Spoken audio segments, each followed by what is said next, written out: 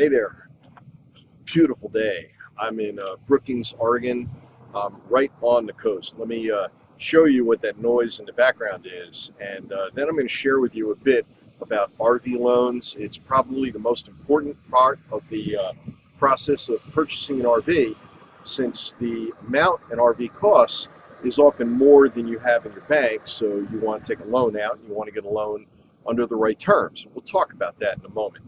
Consider it insider's tips. Let me just show you where I am.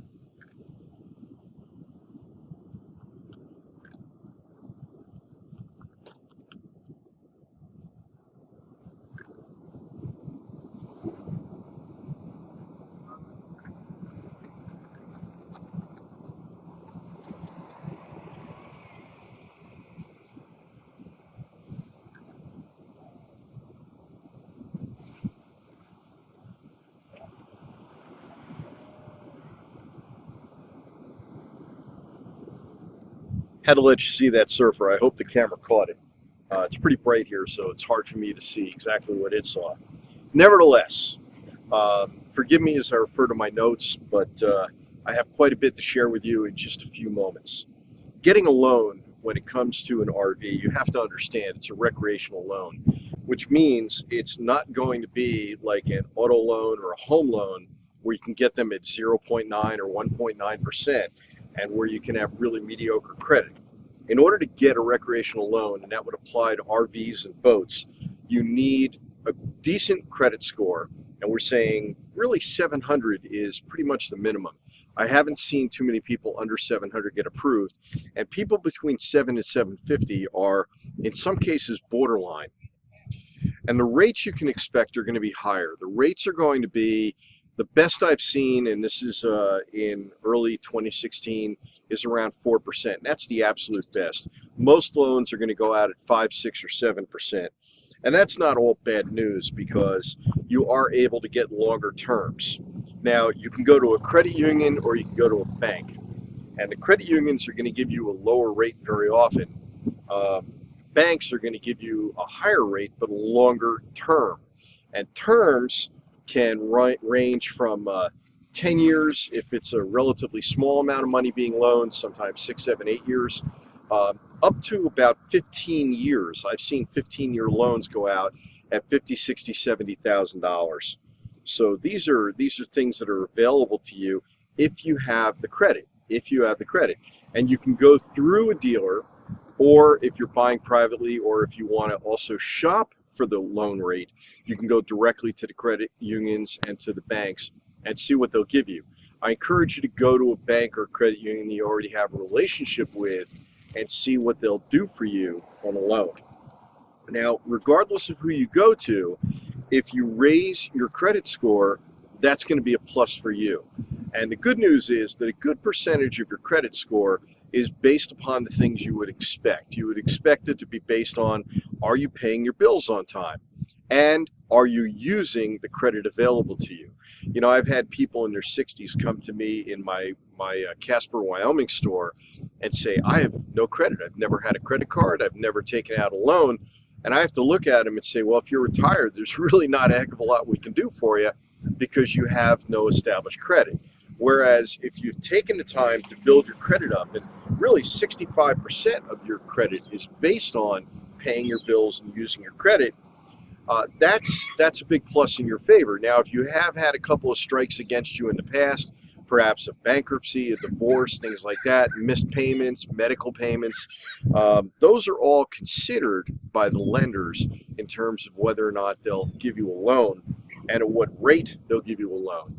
One thing that will help is to reestablish credit if you have shot your credit score down.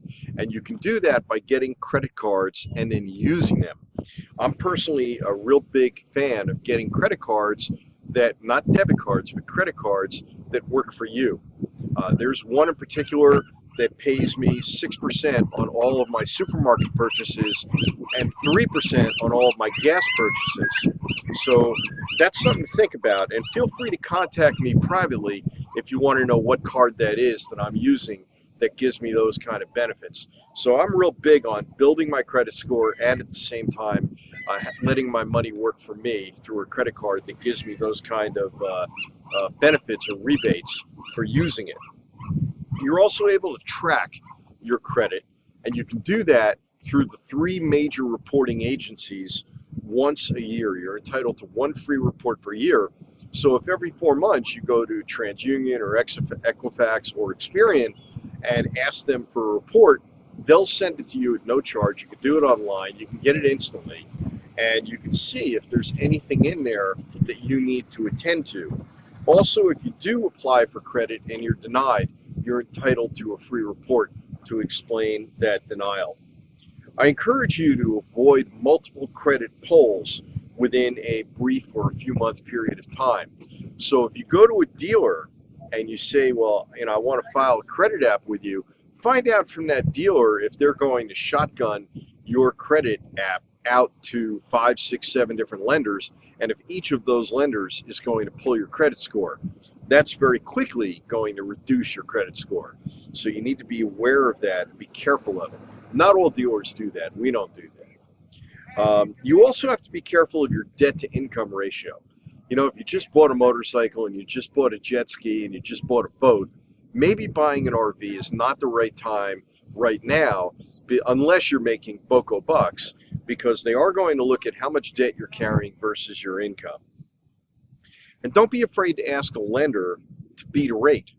In other words, if you have a competing rate that another lender is offering you, and you go back to that lender and say, I'd like to do business with you, but they're a 1/4 point lower, a 1/2 point lower, whatever, you can bring it to them and see if they'll beat the rate. They might meet it or beat it. Know that loan interest on an RV is potentially deductible. I am not a tax guy. Know your tax laws, but understand that it is potentially tax deductible, so that the interest, you can make that work for you. Used versus new RVs and getting a loan on them. First of all, if the RV is too old, you're not going to get a loan on it. But if it's used, you are going to pay up for that loan relative to a new RV. It's a difference of maybe 1% in most cases, but that can add up over time. Sometimes borrowing more is going to get you a better rate. So sometimes putting money down is actually not working in your favor.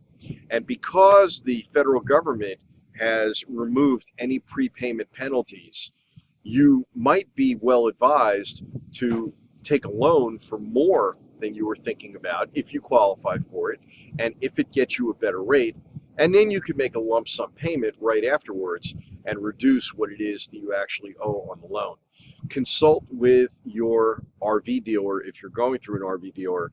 Most of them are going to be straight up about how to handle that situation and how to do it so it works best for you.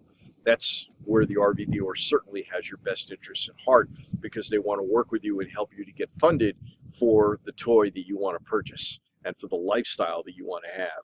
Boy, is this a lifestyle. Anyway, this is Alan. Have a great afternoon. I've been meaning to make this video for a while. Just finally got here to Brookings, Oregon. Finally got around to it. And here we go. I'm going to get this posted up on the web for you, and enjoy the information. If you found something of value, feel free to give me some feedback. If you found something if you have something that I've missed on my list, then by all means, please provide feedback and add to the list as I'm providing it to people. And also, if something's inaccurate, let me know. Hey, thanks very much. Have a great day, and take care.